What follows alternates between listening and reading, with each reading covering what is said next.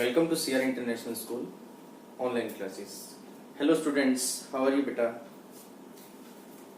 I hope everyone is fine at their home. And today we are going to take a new topic of the chapter gravitation, that is Newton's third law of motion with gravitation. कल जो हमने lecture तैयार किए थे बेटा वो हमारा था एक तो Kepler's law of planetary motion और significances of gravitational force and third one is inverse square rule. आज हमारा टॉपिक है first topic Newton's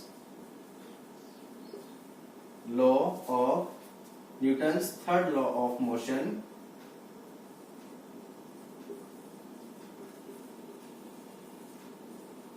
with gravitation. ये बहुत इंटरेस्टिंग टॉपिक है, इसको अच्छे से समझना और है इजी भी टॉपिक है. पहले हम बात करते हैं Newton's third law of motion की, जो हमने पहले पढ़ा था, है ना. काफी टाइम हो गया न्यूटन्स लॉ ऑफ मोशन को पढ़े भी, तो मैं एक बार आपको रिकॉल करवा देता हूं कि Newton's third law of motion क्या होता है. According to Newton's third law of motion, to every action there is equal and opposite reaction. कि हर एक्शन के पीछे एक क्या होती है जी, रिएक्शन होती है. क्लियर हुआ ना. आपने देखा होगा जैसे इसके अंदर क्या था, फायरिंग ऑफ अ गन. जैसे हम गन से फायर करते हैं तो बुलेट आगे की तरफ जा रही है, उतना ही फोर्स वो रिकॉइलिंग करने के अंदर लगा रही है.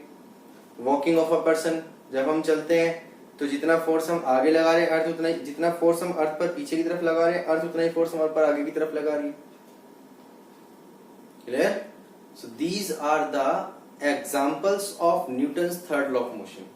कि जब भी हम कोई एक्शन करते हैं तो उसका क्या मिलता है, हमें एक रिएक्शन मिलता है. जब भी आप किसी ऑब्जेक्ट के ऊपर फोर्स लगाओगे तो वो ऑब्जेक्ट भी क्या लगाएगा आपके ऊपर, उतना ही फोर्स लगाएगा बट अपोजिट डायरेक्शन के अंदर. अगर आपने सपोज करो जैसे व्हील्स पहन रखे हैं, ये स्केटिंग बोलते हैं इसको.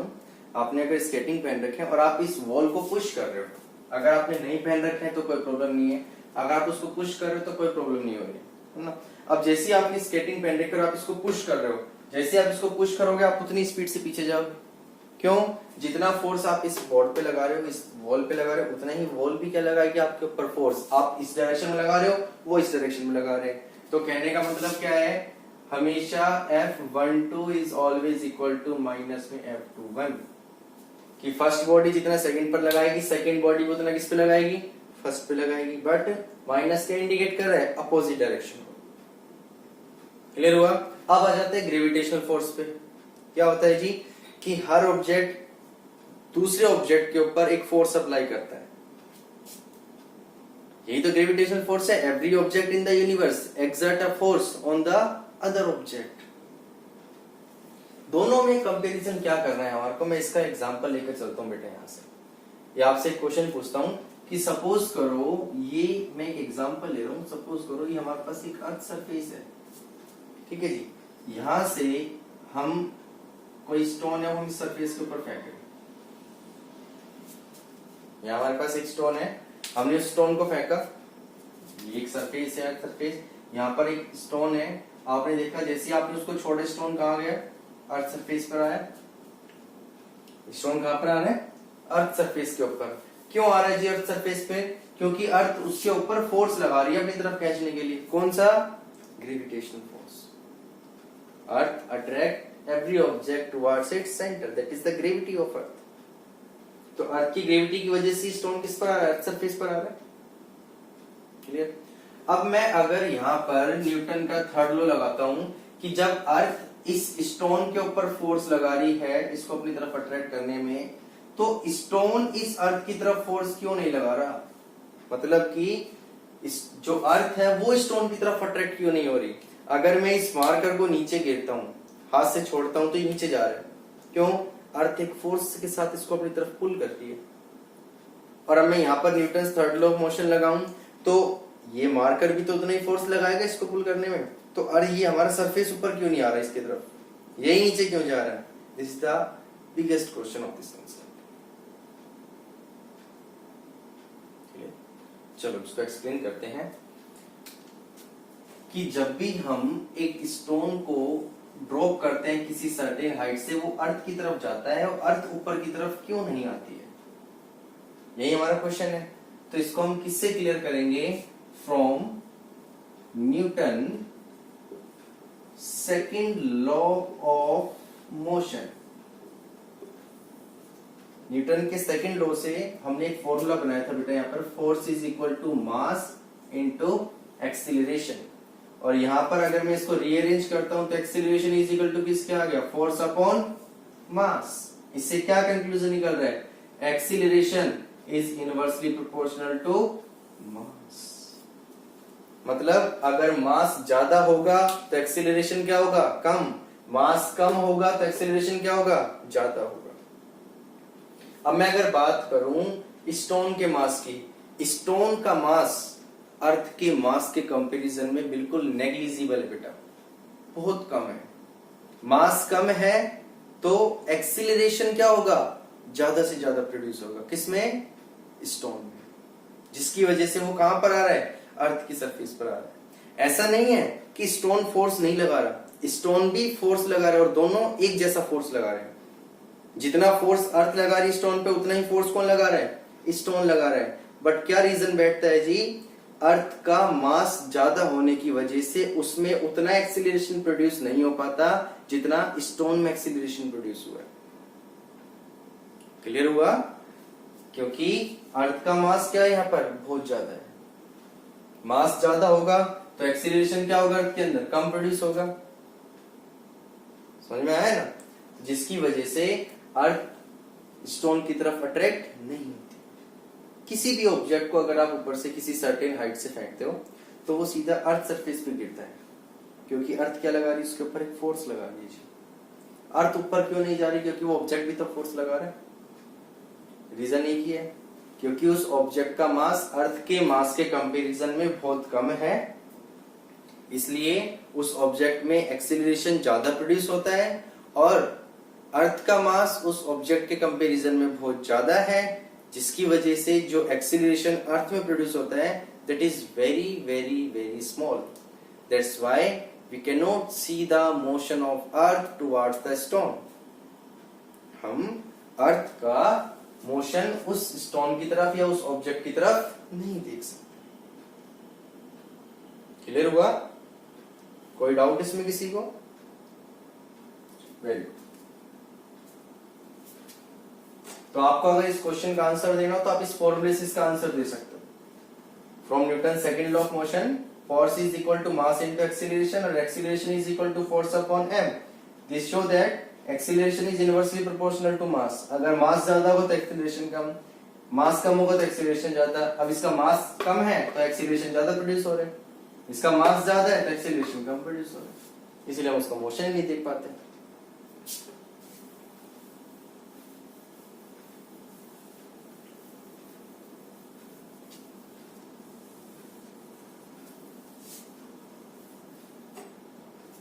नेक्स्ट कंसेप्ट आता है इसमें बेटा,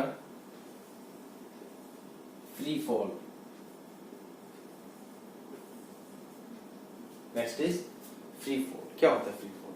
फ्री में फॉल हो जाना। This is not right, I am joking just. Free fall का मतलब होता है बेटा the falling of an object from a height under the effect of gravitational force is called free fall. देखो, ये सपोज करो एरिया ग्रेविटेशनल फोर्स के अंदर में आता है। इस सर्टेन हाइट के ऊपर मैंने एक ऑब्जेक्ट को रख रखा है।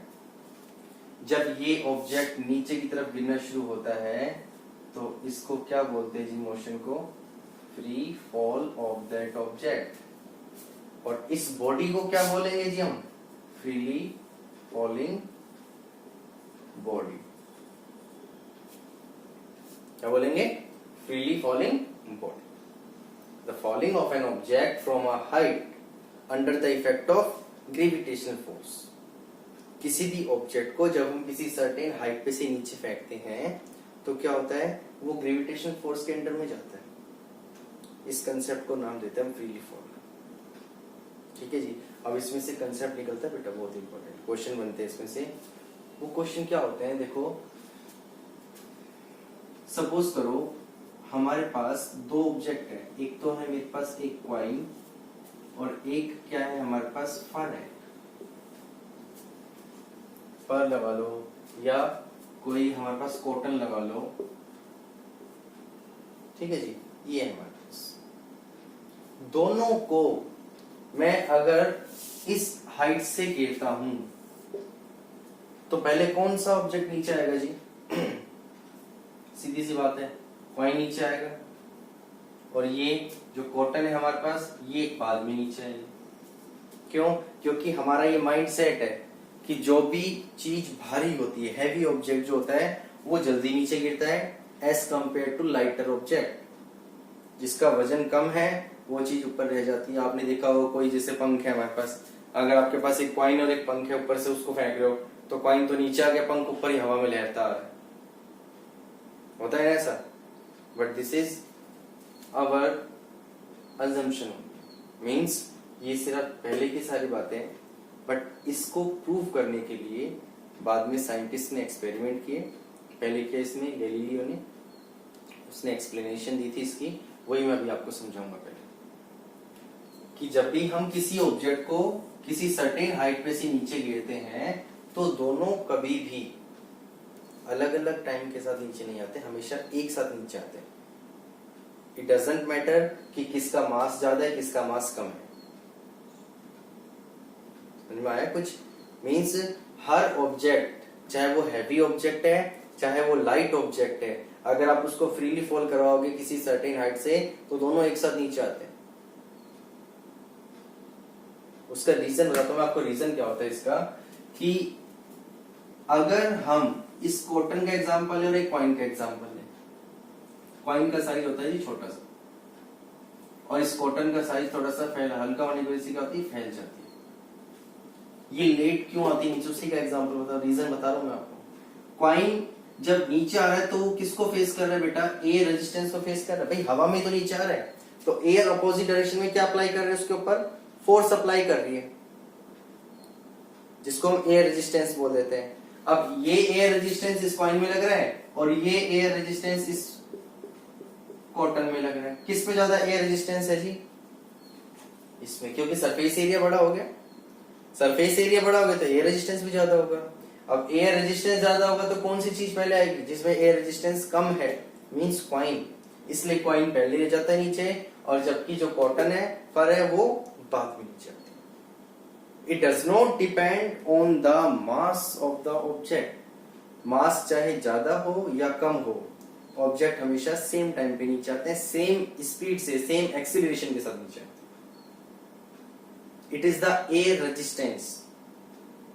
तो क्या होता है, एयर रेजिस्टेंस होता है, जिसकी वजह से उनके टाइम इंटरवल में डिफरेंस आना शुरू हो जाता है। उसने कैसे प्रूव किया इसको, उसने एक वैक्यूम लिया, मतलब एक कंटेनर लिया जिसके अंदर वैक्यूम था पूरा, कोई एयर रेजिस्टेंस नहीं है। उसने वही केस यहां पर एग्जांपल रिपीट किया, एक कॉइन और एक फर, जैसे एक विंग है, ये पंख टाइप का होता है जो लाइट ऑब्जेक्ट, बिल्कुल वो ले रखा है इसने। अब इसने इस वैक्यूम के अंदर से दोनों को नीचे गिरा और उसने क्या ऑब्जर्व किया, दोनों एक साथ नीचे आ गए। अब इससे कंक्लूजन क्या निकला कि जो एक्सेलरेशन प्रोड्यूस हो रहा है इनमें, जब ये नीचे आ रहे हैं तो ये मास पे डिपेंड नहीं कर रहा। ये किस पे डिपेंड करता है, ये इसके एयर रेजिस्टेंस पे डिपेंड करता है। एक्सेलरेशन जो प्रोड्यूस हो रहा है वो दोनों में सेम है, चाहे आप एक हैवी ऑब्जेक्ट हो चाहे कोई लाइट ऑब्जेक्ट हो। When you fall these objects from the certain height, they will comes to the ground at the same time. If we fall them in the vacuum, किसकी presence में गिर रहे हैं उसको, अगर वैक्यूम की प्रेजेंस में उसको गिर रहे हैं तो दोनों एक साथ नीचे आएंगे। अगर दोनों में टाइम लग रहा है तो सबसे बड़ा रीजन जो है वो क्या है बच्चे, it is the air resistance. एक एयर रेजिस्टेंस है जो इसकी स्पीड को कंटिन्यूअसली स्लो करता जा रहा है। अगर एयर रेजिस्टेंस नहीं है तो दोनों एक साथ नीचे आ रहे हैं, इसको बोलते हैं फ्री फॉल। और ये प्रूव किसने किया, रॉबर्ट बॉयल ने प्रूव किया इसको, और गैलीलियो ने भी प्रूव किया इसको। समझ में आया? गैलीलियो ने एक टावर पे से, जो टावर ऑफ पीसा है, उस पे से दो हैवी स्टोन्स को, है ना, एक लाइट ऑब्जेक्ट था एक हैवी था, दोनों का मास अलग अलग था, दोनों को एक सर्टेन हाइट से ऊपर से फेंका। क्या ऑब्जर्व किया, दोनों एक साथ नीचे आए। क्यों? वैक्यूम था, मतलब एयर प्रेजेंस नहीं थी, और एयर प्रेजेंस नहीं थी तो एयर रेजिस्टेंस नहीं होगा उसमें, इसी वजह से दोनों एक साथ नीचे आते जा रहे हैं। क्लियर हुआ बेटा? इसको बोलते हैं हम फ्री फॉल। इससे हम कंक्लूजन क्या निकालते हैं कि जो फ्रीली फॉलिंग बॉडी होती है बेटा, उसमें जो एक्सीलरेशन, देखो एक्सीलरेशन तो प्रोड्यूस होगा। एक्सीलरेशन क्या होता है? Rate of change of velocity. जब किसी ऑब्जेक्ट का ऊपर से नीचे फेंकते हो तो उसकी वेलोसिटी कंटिन्यूअसली चेंज होना शुरू हो जाती है, इसको बोलते हैं हम एक्सीलरेशन। तो जो एक्सीलरेशन प्रोड्यूस हो रहा है किसी भी फ्रीली फॉलिंग बॉडी के अंदर, वो कभी भी मास पे डिपेंड नहीं करेगा, it is independent of mass. Is it clear? अब इसी का ही टॉपिक बनता है यहां पर, जो नेक्स्ट टॉपिक आ रहा है इसमें, acceleration due to gravity.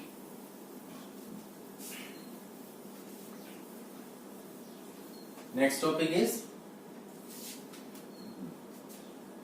Acceleration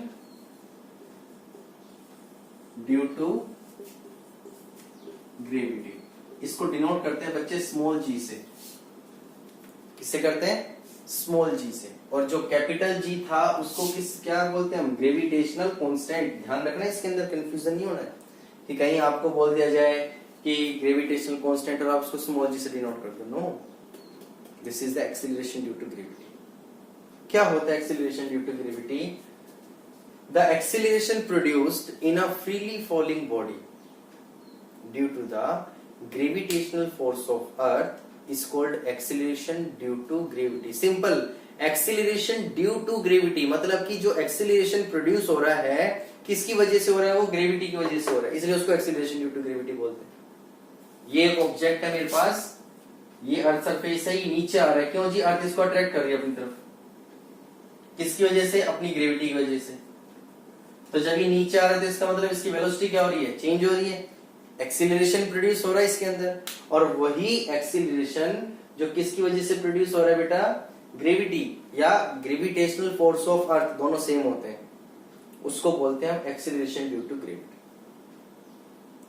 तो जो एक्सीलरेशन ड्यू टू ग्रेविटी है ये कभी भी किसी भी ऑब्जेक्ट की मास पे डिपेंड नहीं करती है, इसकी वैल्यू लगभग हर ऑब्जेक्ट के लिए सेम होती है, सेम प्लेस पे, डिफरेंट प्लेस पे नहीं, सेम प्लेस पे हर ऑब्जेक्ट के लिए लगभग सेम होती है, क्योंकि मास का कोई मैटर नहीं इसमें, it is independent of mass. और जो एक्सीलरेशन ड्यू टू ग्रेविटी की वैल्यू लेते हैं हम सरफेस पर अर्थ के, वो लेते हैं 9.8 meter per second square. Means जब कोई ऑब्जेक्ट किसी भी सर्टेन हाइट से अर्थ सरफेस पर फॉल हो रहा है तो जो उसमें एक्सीलरेशन प्रोड्यूस होगा वो कितना होगा जी? 9.8 मीटर पर सेकेंड स्क्वायर। मतलब उसकी वेलोसिटी एक सेकंड के अंदर 9.8 मीटर पर सेकंड इंक्रीज होगी। और वही बात अगर वो ऑब्जेक्ट आप ऊपर फेंक रहे हो अपोजिट डायरेक्शन में, तो उसमें क्या प्रोड्यूस होगा? 9.8 मीटर पर सेकंड स्क्वायर का रिटार्डेशन, मतलब वेलोसिटी डिक्रीज होती है बेटा।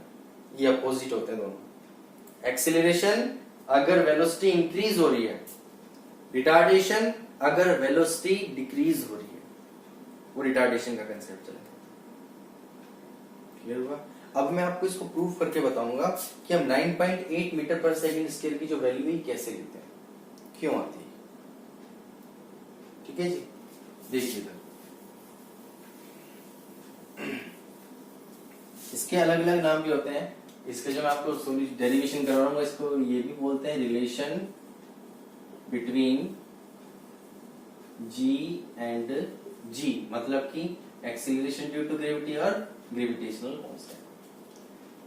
ठीक है बेटा, देखो कोई भी ऑब्जेक्ट अगर आप किसी भी अर्थ सरफेस पे लेते हो, ये पॉइंट है बहुत ध्यान से समझना, किसी भी ऑब्जेक्ट को जब आप अर्थ सरफेस पर रखते हो तो उस ऑब्जेक्ट का अर्थ से जो डिस्टेंस होता है वो किसके इक्वल होता है? वो हमेशा रेडियस ऑफ अर्थ के इक्वल होता है। किसके इक्वल होता है जी? रेडियस ऑफ अर्थ के इक्वल। या वो object near the surface of अर्थ है तो अभी कितना लेंगे हम उसके डिस्टेंस? अर्थ के सेंटर से रेडियस ऑफ अर्थ के इक्वल। समझ में आया? तो सपोज करो हम एक ऑब्जेक्ट लेते हैं जिसका मास दे रखा हमारे को, मास ऑफ ऑब्जेक्ट वो दे रखा हमारे को m। हम एक ऑब्जेक्ट को अर्थ सरफेस के ऊपर फॉल करवा रहे हैं, जिसकी वजह से जो उसमें एक्सेलरेशन प्रोड्यूस हो रहा है वो कितना हो रहा है जी, उसकी वैल्यू हमें फाइंड आउट करनी है। ठीक है,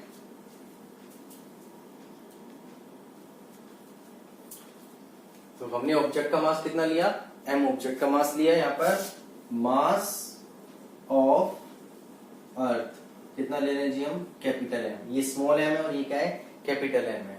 distance of object from centre of earth कितना ले रहे हैं जी हम, r। मैंने अभी आपको बताया था कि जो डिस्टेंस होता है वो किसके इक्वल होता है, रेडियस ऑफ अर्थ के इक्वल हो जाता है। ठीक है, अब जब एक ऑब्जेक्ट आप अर्थ सरफेस के पास रख रहे हो तो दोनों के अंदर किस किस में, अर्थ में और उस ऑब्जेक्ट में फोर्स ऑफ अट्रैक्शन होगी। अर्थ उस ऑब्जेक्ट के ऊपर क्या लगाएगी, फोर्स लगाएगी, जिससे उसको अपनी तरफ अट्रैक्ट करेगी। तो वो जो फोर्स है, फोर्स एक्सर्टेड बाय अर्थ, जो ग्रेविटेशनल फोर्स है, दैट इज किस equal to G M M upon में आर स्क्वायर। जी क्या है बेटा, ग्रेविटेशनल कांस्टेंट। एम क्या है, mass of earth. Small M क्या है, मास ऑफ ऑब्जेक्ट। और आर क्या है, distance of that object from the centre of earth, that is equal to radius of the earth. अब देखो सिंपल सी बात है, ये अगर अर्थ है और ये ऑब्जेक्ट है, जब इसको अपनी तरफ अट्रैक्ट करें तो इसके अंदर एक एक्सीलरेशन प्रोड्यूस होगा ऑब्जेक्ट में, किसी न किसी वेलोसिटी के साथ तो अर्थ की तरफ अट्रैक्ट होगा ना। Then acceleration produced in object is given by, किससे निकाल देंगे हम उसको, from Newton's second law of motion. क्या होता है जी, force is equal to mass into acceleration, और एक्सीलरेशन इज इक्वल टू क्या आ गया, फोर्स अपॉन में मास। एक्सीलरेशन इक्वल टू किसके हो जाएगा यहाँ पर, फोर्स अपॉन में मास। ये एक्सीलरेशन प्रोड्यूस हुआ है। अब मेरे पास फोर्स की वैल्यू यहाँ पर गिवन है, ये जो फोर्स अप्लाई हुआ उसकी वैल्यू ये दे रखी है। इसको अगर मैं इसमें पुट करता हूं यहाँ पर तो क्या होगा जी, acceleration is equal to, force की जगह क्या पुट करेंगे बच्चे, जी एम एम अपॉन में आर स्क्वायर, और अपॉन में क्या है इसके साथ जो था वो एम, ये वाला एम, क्योंकि ऑब्जेक्ट में एक्सीलरेशन प्रोड्यूस हो रहा है इसलिए यहाँ पर मैं ऑब्जेक्ट का मास रख रहा हूं। स्मॉल एम से small M cancel, acceleration is equal to G M upon में आर स्क्वायर। अब जो एक्सीलरेशन है इसको मैं ये लिख सकता हूं कि जी, क्यों, क्योंकि ये भी एक्सीलरेशन है और स्मॉल जी भी क्या है, एक्सीलरेशन ही है, जो किसकी वजह से प्रोड्यूस हुआ है, ग्रेविटी की वजह से। तो simple, acceleration is equal to small G, that is the acceleration due to gravity. अगर आप इसको रिप्लेस करते हो तो जी इज इक्वल टू किसका आएगा, जी एम अपॉन में आर स्क्वायर। इस ए को रिप्लेस कर दिया हमने जी से, तो जी इज इक्वल टू किसके आ गया, जी एम अपॉन में आर स्क्वायर। अब देखो यहां सारी चीज कांस्टेंट है, यहां कोई ऐसी वेरिएबल वाली वैल्यू नहीं है। अर्थ की रेडियस है वो फिक्स है, मास ऑफ अर्थ है वो कांस्टेंट है, ग्रेविटेशनल कांस्टेंट है कैपिटल जी। इसीलिए मैंने आपको फर्स्ट लाइन ही ये बोली थी कि जो एक्सेलरेशन प्रोड्यूस होता है किसी भी ऑब्जेक्ट में, it is independent of mass of the object. जो ऑब्जेक्ट फॉल हो रहा है उसके मास के इंडिपेंडेंट है। अगर मैं यहां पर इन सब की वैल्यू पुट करता हूं, जी की वैल्यू कितनी होती है, 6.67 इंटू 10⁻³ -23 न्यूटन मीटर स्क्वायर पर kilogram square. M mass of earth, mass of earth कितना हो गया जी, ये 6 इंटू 10⁻24 किलोग्राम। और आर क्या है बेटा, रेडियस ऑफ अर्थ, इसकी वैल्यू थी 6.4 इंटू 10⁻6 मीटर। इन सबको अगर आप पुट करते हैं यहाँ पर 6.67 इंटू 10⁻³ इंटू में 6 इंटू 10⁻24 और अपॉन में 6.4 इंटू 10⁻6 का स्क्वायर, जब आप सोल्व करोगे तो बच्चे जो वैल्यू आएगी वो आएगी 9.8 meter per second square at the on the surface of the अर्थ। जो वैल्यू आ रही है इसकी वो कितनी आ रही है? 9.8 मीटर पर सेकेंड स्क्वायर। ये है acceleration due to gravity on the surface of earth. और दूसरी बात, for the sake of convenience, कई बार जब हम क्वेश्चन सोल्व करते हैं तो हम जी की वैल्यू को ये भी ले सकते हैं 10 मीटर पर सेकेंड स्क्वायर, क्योंकि दोनों न्यूमेरिकली लगभग इक्वल आती है। अगर गिवन है क्वेश्चन में तो यूज करोगे, अगर क्वेश्चन में गिवन नहीं तो आपको क्या पुट करनी है? 9.8 meter per second square. This is the value of acceleration due to gravity, और this value is not constant, its value is changes from place to place. इसका जो डेरिवेशन है कि हम कैसे वेरिएशन करते हैं वो हम नेक्स्ट क्लास के अंदर करेंगे बच्चों। समझ में आया? तो आपको आज ये कंसेप्ट जो मैंने पढ़ाया इसको अच्छे से रिवाइज करना है। नेक्स्ट क्लास के अंदर हम एक तो उसका वेरिएशन देखेंगे और फिर हम करेंगे न्यूमेरिकल्स। किस किस के बेस पे? ग्रेविटेशनल फोर्स के और acceleration due to gravity. Next class के अंदर हम इसके न्यूमेरिकल्स की प्रैक्टिस करेंगे और वही न्यूमेरिकल्स आपको सोल्व करने का, पर आपको होमवर्क दिया जाएगा, वही न्यूमेरिकल आपको सोल्व करना। क्लियर हुआ बच्चे? इसको एक बार अच्छे से रिवाइज करना। Thank you, God bless you, stay home, stay safe.